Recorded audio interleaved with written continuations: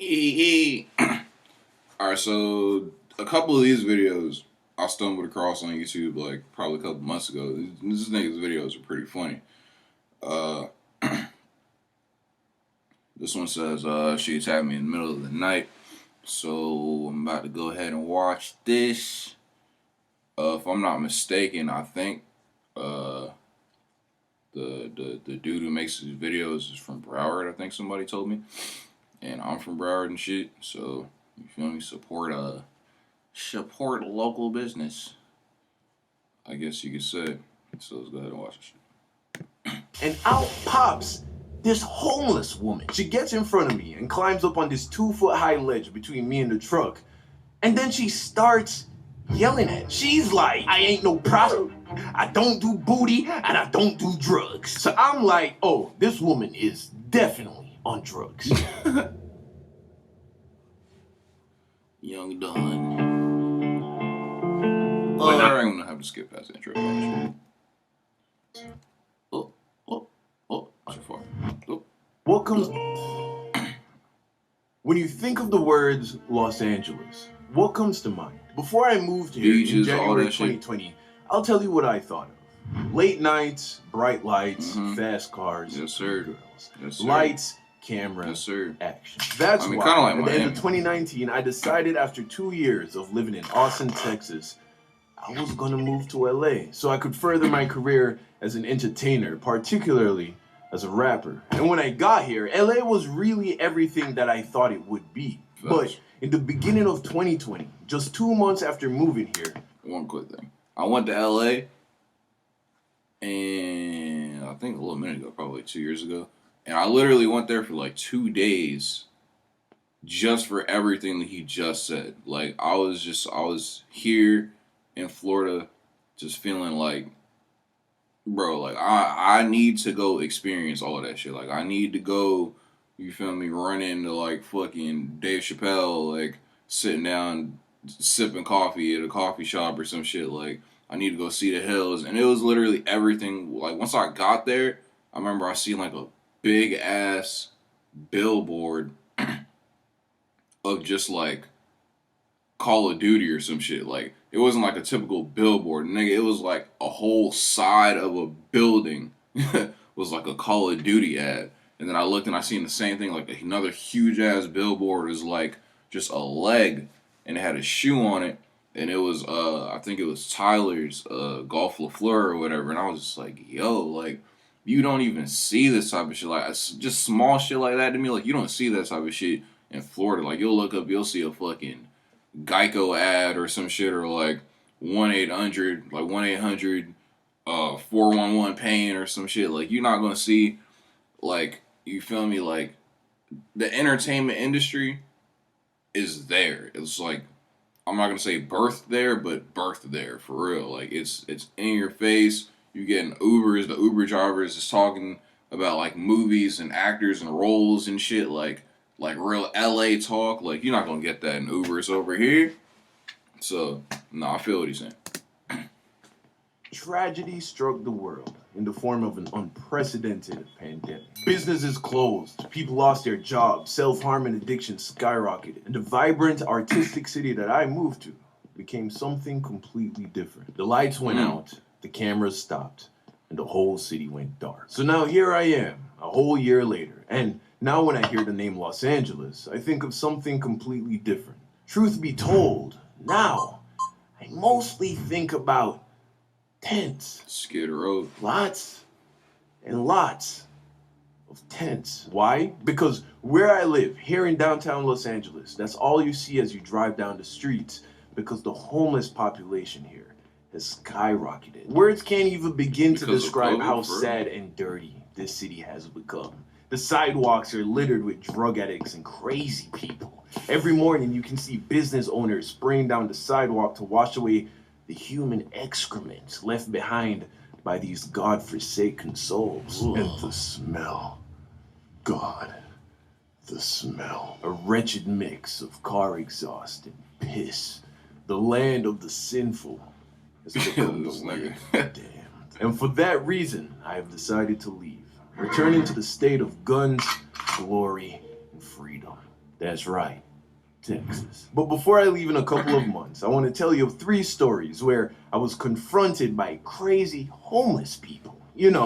While it's still all fresh in my mind. So buckle up, because chances are you've never experienced anything like what I'm about to share with you. Crazy homeless person story number 1. Okay, so it was a sunny afternoon in November of 2020. One of my best mates, Dior, and I made our way over to a park beside the Staples Center for an intense outdoor workout session. You see, because of the pandemic, there are currently no indoor gyms available to work out. And because working out and staying in shape is important, we came up with a body weight workout routine that we could do outside. So we approached the park, and as we get closer, we notice a very strange truck parked up against the sidewalk. It was a big black truck with huge black LED screens on both sides of the truck.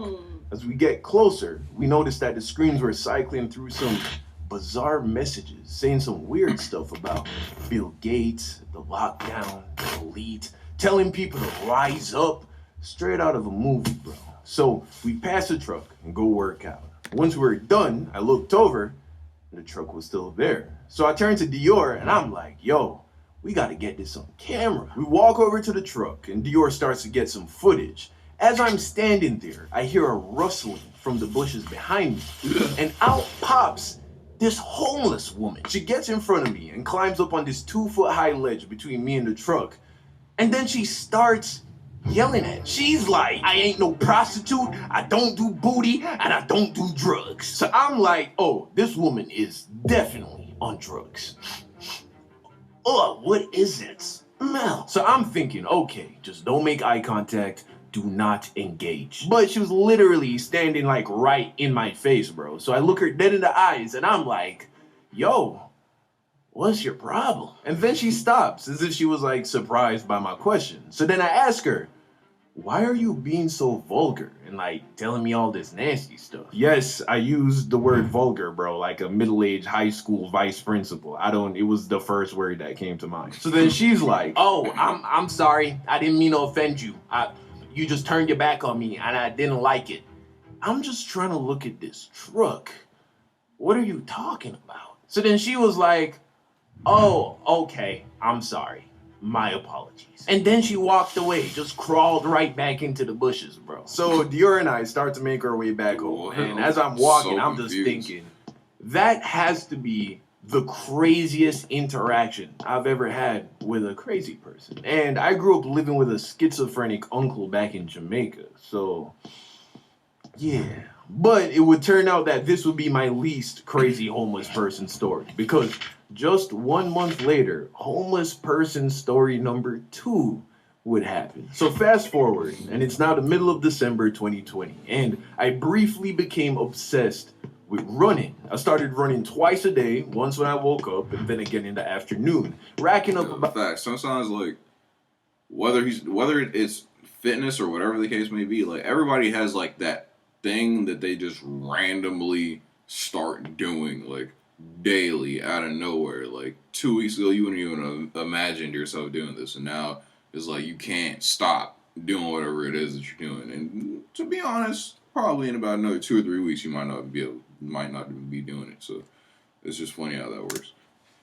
About 3 to 5 miles a day. One morning, I woke up extremely early, like 3 a.m., and I didn't want to go back to sleep. So I put on my running shoes, grabbed my keys, and went downstairs to begin my run. This would be the day that it would really hit me how bad the homeless thing had gotten here. Because it's one thing to drive down the streets and see all the people and the tents, but when you're actually on foot, running past it all, you really get to take it all in. And man, it's bad. So I'm there jogging, right? Got my Bluetooth earbuds in, listening to one of my new songs, and I'm just in my own world, feeling quite all right. Feeling right, feeling nice. Got another one, where will we go tonight? Trying to meet this crazy drug. Y'all can. Oh shit. Got another one, where will we go tonight? Trying to meet the sky every single night. Roll another one, I'm trying to feel the vibe. Feeling right, feeling nice. Whoa, yo, stop. lady, get off me. Out of nowhere, this crazy drugged out white lady grabs me. Not wanting to waste any time, I spun out of her grasp and just kept running. What? Nothing even happened. But in my head, I'm like, That nigga yo, gone. what just happened, bro? This woman is crazy. I have never seen anything like that happen before. It was like she was. It's funny because it's funny because like that's niggas' biggest fear is like when you have in headphones and you can't hear shit. So you're just taking a risk of like not knowing the full surroundings of what's going on. So when you get touched, like when you can't hear shit, bro, it's instant like panic mode, bro. He was a zombie right out of The Walking Dead, bro. Just grabbed me. Like, what? So I get back home, I take a shower, and I get on with my day. And I'm not quite sure if this is even the craziest story, because the next story was unlike anything I thought would ever happen to me. But this was the only story where someone actually put their hands on me. So it's a close tie. Y'all have to let me know in the comments section. And also, while you're at it, how about you drop me a like? Let's get this video to crack 100K likes. Every time I ask you to like the video, you come through. So drop me this like, please. Thanks. All right. Crazy homeless person story number 3. Now, this one just happened the other day. Yet again, I found myself awake at 3 a.m. And yet again, I went for an early morning run. I decided to take a new route, so I wouldn't run into Miss Hansy again. I get maybe a mile away from my apartment when I saw a little corner store that was open. I thought to myself, you know what? Let me go pick up one of them little Starbucks coffee drinks to have after the run. I don't really drink coffee like that anymore, but occasionally, once in a blue moon, I like to have one of these, like I'm not really a Starbucks. coffee. The ones that come in the glass. They're in like Target. I like every now and again. It's those all. good. I don't drink it often, just sometimes. So I start to cross the street, and as I approach the store, I notice this person dressed in all black. Black sweatpants, black beanie, and a black hoodie with the word security written in all white across the chest. I get a little closer, and then I hear mumbling. Then I notice the card. That's the fucking worst ones, bro. Cause it's like you don't know what they got going on. Like you approach the situation and they're already like, it's like they already revving. Like they just in the corner, just like so that if you get in their area and they say some shit to you, you already know it's not gonna make sense. It's just it's a wild interaction. Bunch of junk, old tattered clothes. The signs were clear. This was no security guard. This is a crazy person. I also noticed that the store wasn't letting anyone inside. Because of the pandemic, a lot of these smaller stores have placed a desk in the entrance and now serve you by the door. I quickly realized that would mean that I'd be standing 3 feet away from this crazy woman the entire time I was trying to get this coffee.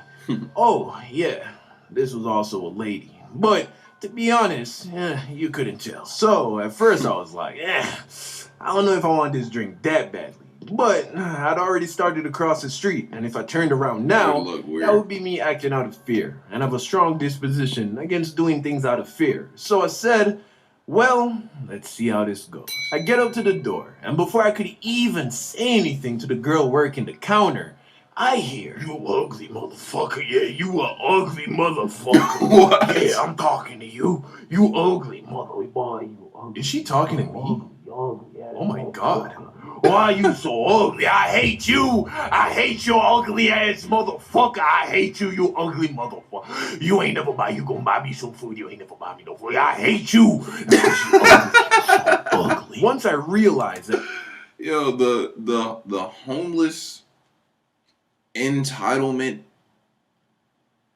antagonization is so spot on, bro. There's so many times that I've come across, like, you feel me, people like this in this situation that they're so aggressive with the fact that you're ignoring them or just not paying attention. Like, they're so aggressive, like, they expect, like, you were supposed to walk over here, give me money, give me food. And because you didn't do that, I hate you.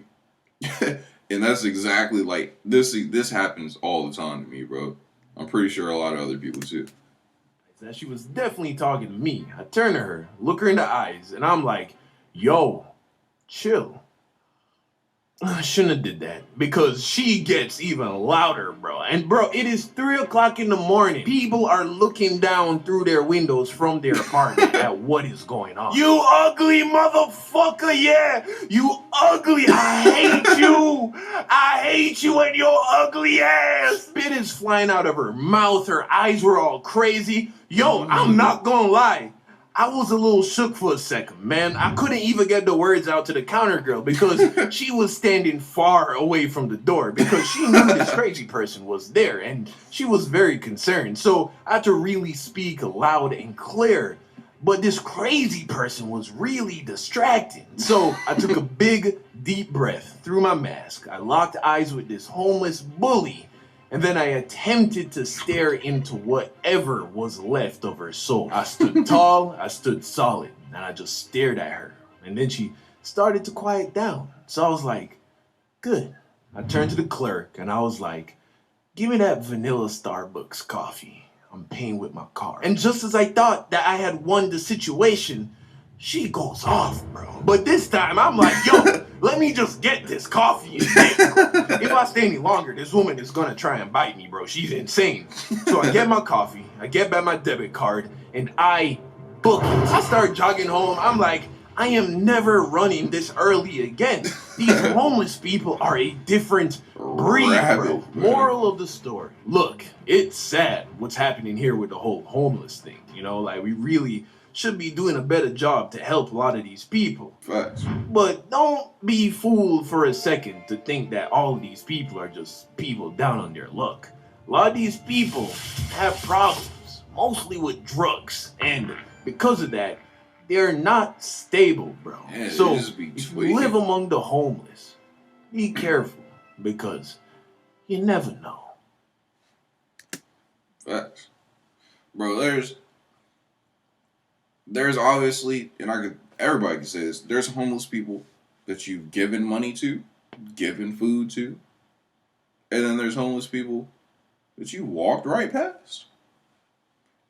For me, I'd say it's all about approach, conditionally, because like somebody could approach me in like the perfect way, but like if it's too much of a hassle for me to get money or I don't have cash on me or something like that, like I probably won't do it. You feel me? Like I'm not gonna like go to an ATM to like take out a 20 for you or some shit like.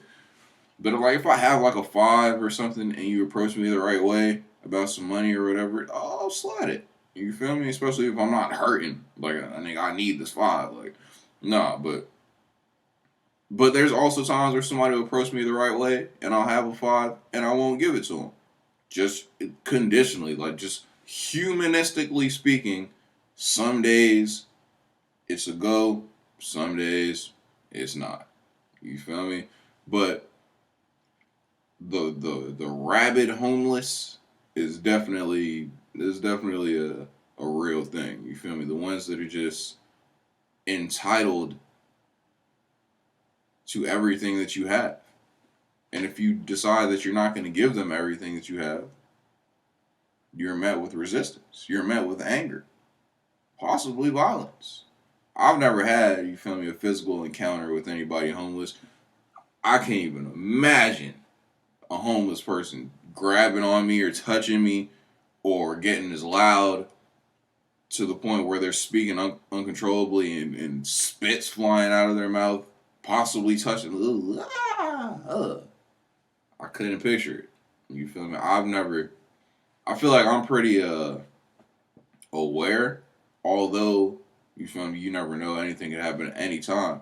But I'm pretty aware of like all my areas and all my boundaries of where I am like at all times type shit. So yeah, a lot of these situations I definitely